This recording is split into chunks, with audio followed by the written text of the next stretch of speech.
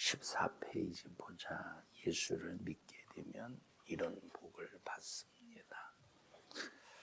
읽어보자. 예수를 믿게 되면 이런 복을 받습니다. 8번 뒤에 16페이지까지 시작.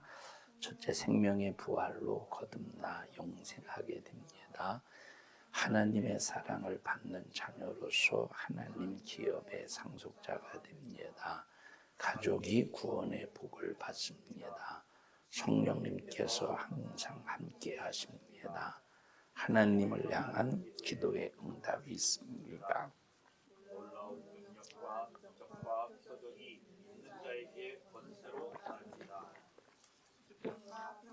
넘치는 삶을 살 수 있습니다. 영혼이 잘림과 같이 범사가 예수를 믿으면 첫째 어떤 은혜가 있느냐면 여기 양바로 1번에 생명의 부활로, 뭐로 부활해? 생명의 부활로. 성경에 보면 예수를 믿지 않는 사람들은 부활할까 부활하지 않을까? 예수를 안 믿고 지옥 가면 성경에 보면 그 부활을 사망의 부활이라고 그래. 다시 말하면 예수를 믿지 않는 사람도 부활을 하기는 하는데 그 부활은 사망의 부활이라 이 말이에요. 그러니까 이 부활은 언제 이루어지는 부활이냐? 영원한 심판 때 이루어지는 부활인데 우리는 예수를 믿는 순간에 모든 죄에서 사함을 받는 그 은혜로 말미암아 생명의 부활이 이루어진 예수님을 믿는 믿음은, 그리고 그 이후에 영원한 생명을 가지고 천국에서 영원히 살게 되는 은혜가 있다 이 말이에요. 한번 읽어볼까? 요한복음 5장 24절. 자, 시작. 내가 진실로 진실로 너희에게 이르노니 또 나를 보내신 이를 믿는 자는 영생을 얻었고 심판에 이르지 아니하나니 사망에서 생명으로 옮겼느니라. 우리가 딱 태어나는 순간에 우리 육신은 누구로부터 태어나느냐면 육신의 아버지로부터 태어나고, 태어나는 순간에 영혼의 아비는 누구냐면 너희는 너희 아비 마귀에게서 났으니 라고 했으니까, 여기 우리가 육신에 태어나는 순간에 우리의 육신의 아버지는 나를 이제 낳은 부모님이 육신의 아버지요, 영혼의 애비는 누구냐면 마귀라 이 말이에요. 그런데 우리가 예수님을 믿는 순간에 여전히 육신의 아버지는 육신의 아버지인데 뭐가 바뀌었느냐? 내 영혼의 아버지가 바뀌었어. 내 영혼의 아버지는 누구냐? 영원히 나를 생명으로 거듭나신 하나님이 내 영혼의 아버지라 이 말이에요. 그래서 요한복음 3장에 보면 거듭났다라고 하는 말이 있는데, 여기서 우리가 번역을 할 때는 다시 태어났다, 마귀의 자녀에서 하나님의 자녀로 다시, 거듭은 다시라는 말이잖아요. 다시 태어났다라고 하는 뜻을 가지고 있지만 원어를 보면 이 거듭났다의 원어는 아누센이야. 아누센은 어떤 뜻을 가지고 있느냐면 다시 태어났다는 의미보다는 하늘에서 태어났다라고 하는 뜻을 가지고 있다 이 말이에요. 우리는 이 땅에서 어머니 아버지가 결혼을 해서 내가 이 땅에 딱 태어나는 순간에 육체로는 내 육체를 낳은 아버지가 있지만 내 영혼은 누가 낳았느냐? 사망의 주관자, 사망의 애비인 마귀가 내 영혼의 아버지이지만 내가 예수님을 믿는 순간에 우리는 사망의 자녀에서 옮겨져서 하늘에서 낳은 자가 되는 거야. 그것을 거듭났다라고 말하는. 그래서 거듭났다의 개념은 어떤 뜻을 가지고 있느냐면 하늘에서 낳은 자라는 뜻을 가지고 있어. 그럼 하늘에서 낳은 자는 어디로 올라가고 있어? 하늘로 올라가는 거예요. 그리고 우리 청년들이 우리가 반드시 하늘로 올라가야지, 우리가 음부로 내려가면 우리가 정말로 불행하지. 고라당파가 하나님을 도전하고 모세와 아론을 도전할 때 하나님께서는 완전히 땅을 갈라서 250명을 한꺼번에 그 향로에서 나오는 불로 살라버리고, 그리고 고라당파를 이렇게 땅을 갈라서 제 음부에 빠뜨려 하나님께서 심판하셔. 그 음부, 그 이유가 바로 뭐냐면, 어디서 났느냐? 땅에서 났기 때문에 땅으로 돌아가는 거야, 이 육신은. 그리고 그 땅 안에서 지옥 간 영혼들이 영원히 고통받는데 음부에 빠지지만, 우리는 음부에 빠지는 것이 아니라 어디로 올라가? 그 뜻이 의미가 뭐라고? 거듭났다, 하늘에서 나았다라고 하는 거예요. 그래서 우리 청년들은 무슨 일이 있어도 우리가 예수님을 믿는 믿음은 바로 뭘 의미하느냐? 예수로 하늘에서 나았다라고 하는 예수로만 가능한 거예요. 자, 두 번째 양가로 2번 보자. 자, 시작. 하나님의 사랑을 받는 자녀로서 하나님 기업의 상속자가 됩니다. 상속자가 뭐냐면, 자, 예수님께서는 하나님이신데 말씀이 육신이 되어서 이 땅에 오신 하나님의 아들이야. 자, 예수님께서 하나님 아버지의 뜻을 따라서 이 땅에서 3년 6개월 동안 공생애를 사시면서 모든 것을 이제 행하시는데, 첫째, 십자가에 피 흘려 죽으시고 아버지의 뜻을 따라서 부활했어. 그럼 우리도 예수님을 믿는 순간 예수님과 똑같이 상속을 받을 수 있어. 그럼 우리는 뭐 할 수 있다는 말이야? 부활할 수 있어. 예수님이 하나님을 뭐라고 불렀지? 아저씨라고 불렀나? 뭐라고 불렀어? 아버지라고 부르셨듯이 우리도 그것을 상속받아서 예수님을 뭐라고 부르느냐? 아버지라고 부르는 거예요. 자, 예수님께서 이 땅에서 귀신을 쫓아내셨어. 이것도 우리가 상속을 받아서 이 땅에서 귀신을 쫓아낼 수 있는 거예요. 예수님께서 병 고치셨잖아. 이와 똑같이 우리도 이것을 상속받아서 병을 고칠 수 있는 거예요. 예수님께서 수많은 영혼을 구원하는 구원의 길을 열었듯이 우리도 예수의 복음을 전해서 수많은 영혼을 살리는 구원의 길을 열 수 있는 거예요. 자, 예수님께서 또 이 땅에서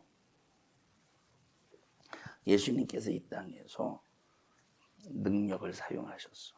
이와 똑같이 우리도 예수님과 같이 능력을 사용할 수 있어.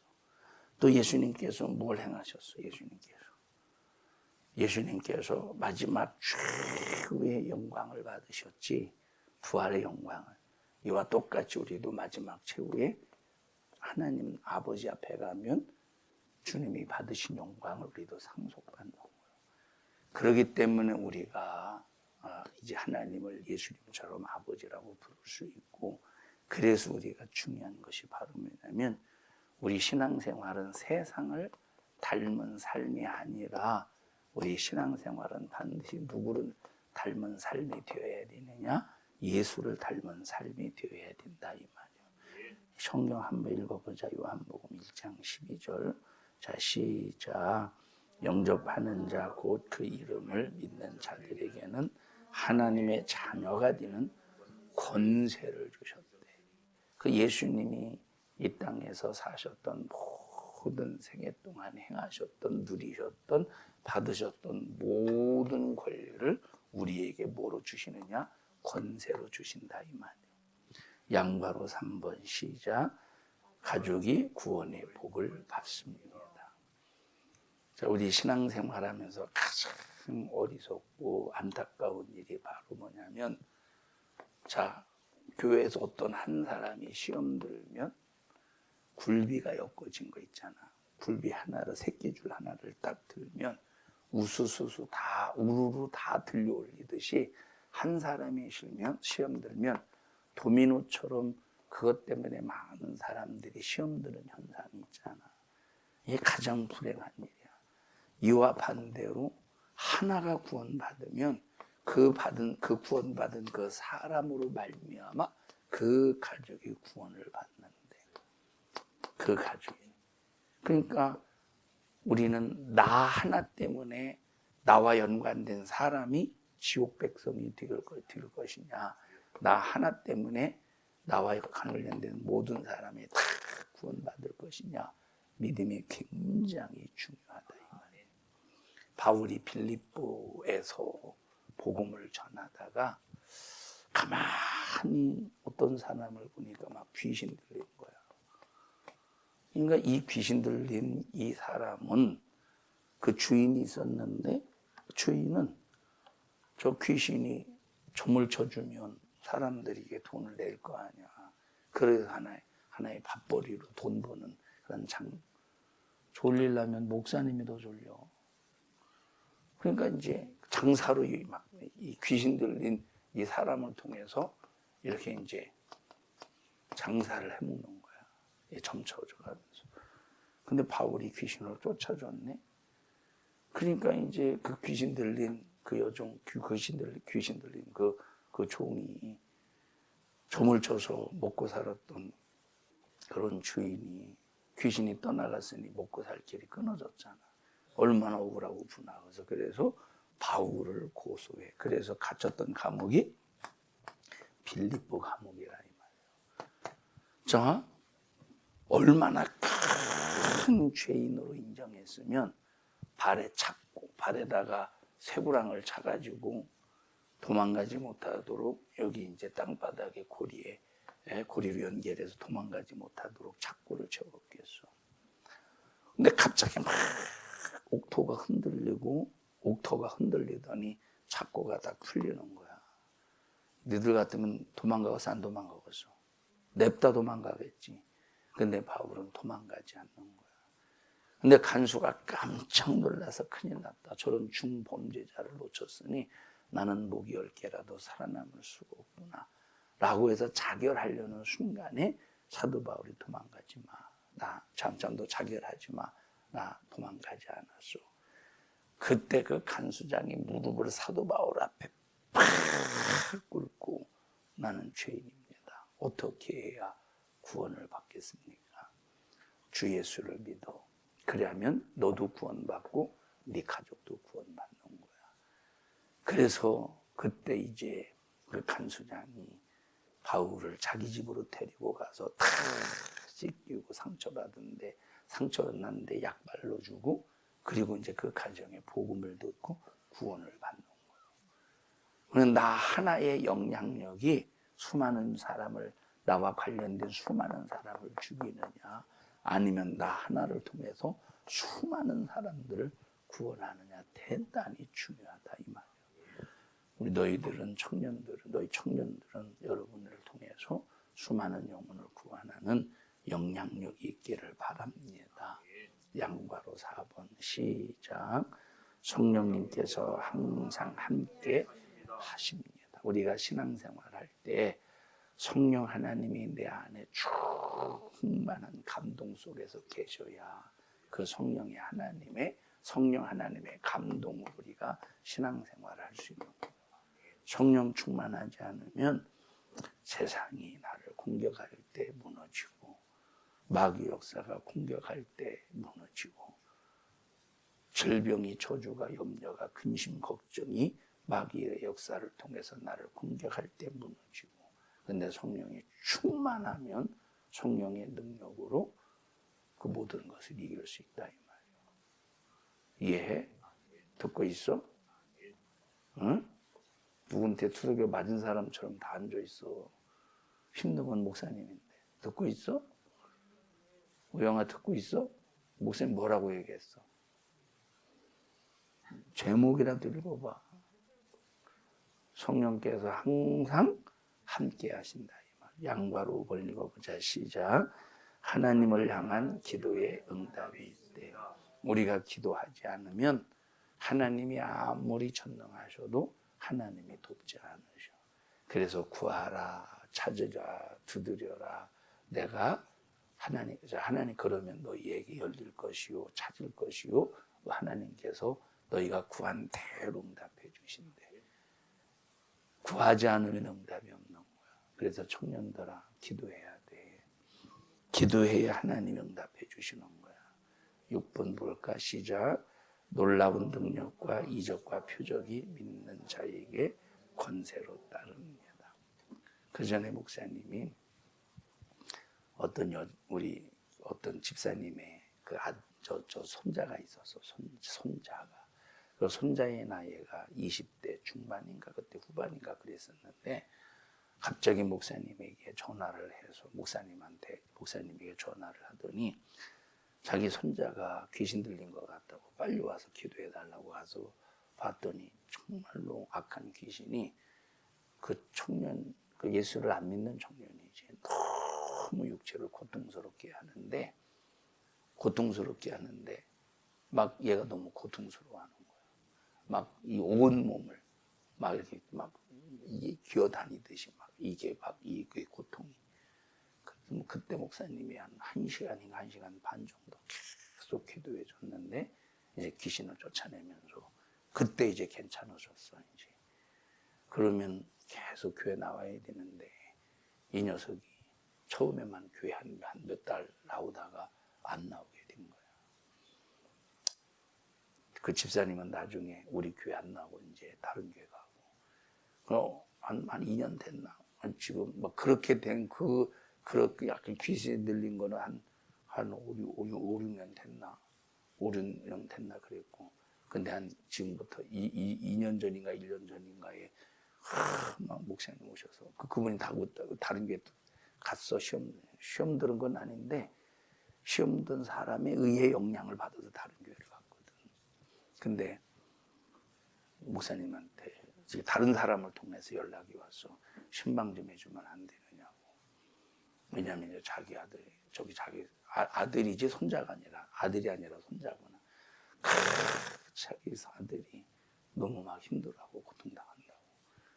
목사님이 안 갔어. 그 이유가 뭐겠어? 그 이유는 한 번 배신한 사람이 또 물론 배신 안 하겠지만 그런데 그렇게 배신하지 말라고 신앙생활 잘하라고 해도 신앙생활 잘하지 않았는데 그래서 이제 목사님이 이제 그때 안 가자. 그분 그러면서 목사님 그때 이제 나갔다가 자기 아들 때문에 교회 딱 한 번 나왔어. 만약에 더 애절하고 절박했으면 한 번만 나오면 되었어. 끝까지 긍휼히 여겨달라고 해서 하나님 앞에 매달리면서 긍휼히 여겨달라고 해서 한 달이든 2달이든 나오다 보면 하나님이 긍휼히 여겨서 또 고쳐주실지. 그런데 그냥 한두 번 나오다가 그냥 바로